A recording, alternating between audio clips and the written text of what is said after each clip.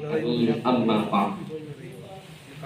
सबसे पहले मैं स्टेज पर तशरीफ फरमा तमाम मेहमानान का, मदरसा सरवतुल कुरान के डायरेक्टर मोहतरम मौलाना अनस साहब का, और मेरे सामने मौजूद ये छोटे छोटे प्यारे सितारे जो आगे चलकर इंशाअल्लाह रोशन सितारे बनेंगे और इंशाअल्लाह नाम रोशन करेंगे, उन सबको सलाम पेश करते हुए अपनी बात का आगाज करता हूँ। मैं एक काउंसलर हूँ, तो प्यारे बच्चों काउंसलर कहते हैं वो जो समझाता है बच्चों को। तो मेरा ये काम है कि मैं बच्चों से, आप जैसे प्यारे प्यारे छोटे छोटे बच्चों से मैं बातचीत करता हूँ, उन्हें समझाता हूँ। ठीक, तो बेटा आप जिंदगी के उस मरहले पर हैं जब आप अपनी जिंदगी की शुरुआत कर रहे हैं। ठीक, और हम लोग अपनी एक उम्र गुजार चुके हैं। तो जब बंदा जैसे जैसे इस दुनिया में अपनी जिंदगी गुजारता है तो वैसे वैसे उसके साथ कुछ मरहले आते हैं, वो कई मकामात पर रुकता है, वो सोचता है।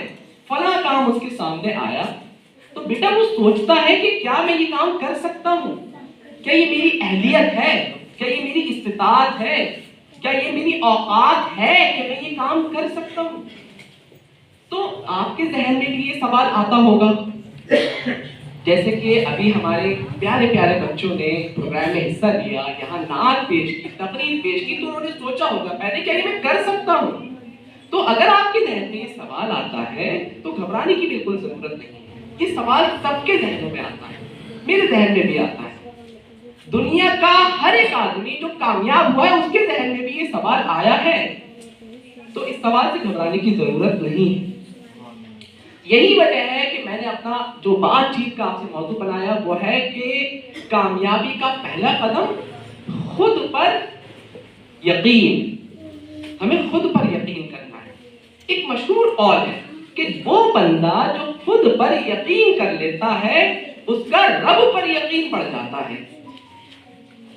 अब क्योंकि मैंने जैसा कि कहा कि काउंसलर हूं तो मेरा तरीका यह है कि मैं कुछ वाकयात, कुछ मिसालों के जरिए अपनी बात समझाता हूं। तो बेटा अभी जैसा कि एक बहुत ही प्यारे बच्चे ने बहुत ही प्यारी और उम्दा तकरीर की, तो उन्हीं तकरीर से कुछ पॉइंट्स लेते हुए मैं आपको बात समझाता हूँ। बेटा हमारे आप में से मुझे ये बताएं कौन कौन जानता है हजरत बिलाल रज़ी अल्लाह अन्हु? आप जानते हैं बेटा कौन है हजरत बिलाल? बताइए बेटा, बताइए। माशाल्लाह माशाल्लाह, देखिए प्यारे बच्चे ने हिम्मत की, खड़े हुए और बताया। बेटा हजरत बिलाल वो सहाबी रसूल हैं कि जिन पर मुशरिकीन ने ऐसी ऐसी इज़ाएं दी कि उन्हें तपती हुई रेत पर लिटाया। और आप जानते हैं कि जब उन्हें तपती हुई, खौलती हुई रेत पर लिटाया जाता था तो वो क्या कहते थे? वो कहते थे अहद अहद, वो एक है, वो एक है, यानी अल्लाह।